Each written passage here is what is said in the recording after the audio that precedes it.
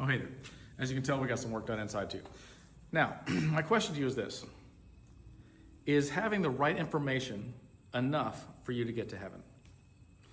And I know a lot of you are like, yes, I'm right and you're wrong. And there are a lot of Christians that are like, we're right and you're wrong. And they insist on telling everybody how right they are and how wrong everybody else is. But we should be terrified, and let me tell you why, okay? Because Jesus says that many will come to me in that day, on Judgment Day, and they will say, Lord, did we not prophesy in your name?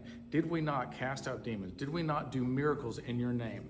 And he will say, depart from me, you that work iniquity, you that work sin, I never knew you. That should be terrifying to us. This is our time to make it right, and we're not doing it. We're saying the right things, right? But it's easy to say the right things and not do them. In fact, it's interesting, Jesus talks about the wise man and the foolish man, okay? And there's songs about it. The wise man built his house upon a rock. The foolish man built his house upon the sand. But what is he talking about there? This is what he's talking about. He says, he who hears these words of mine and puts them into practice, who actually does what I said, he will be like a wise man who built his house upon a rock. And when the rains came down and the floods came up, when storms and trouble came, that house stood firm. He who hears these words of mine and does not put them into practice, you still hear it. You might agree with it. You might go, this is a great thing. And does not put them into practice is like a foolish man who built his house on the sand.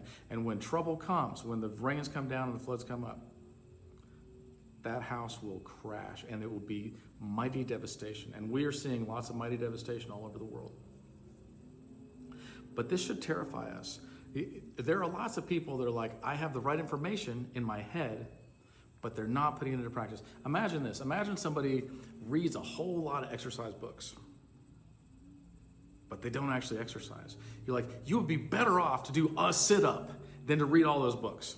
You'd be better off to apply any of this to your life than to read all those books. And there's lots of people that are like, man, I know the Bible backwards and forwards, but you're not putting any of it in practice. And I'm like, but we got to do that part. Otherwise, when we get to Judgment Day, he's going to say, I never knew you. So let's do what he says and not just say we're doing what he says. Love you guys.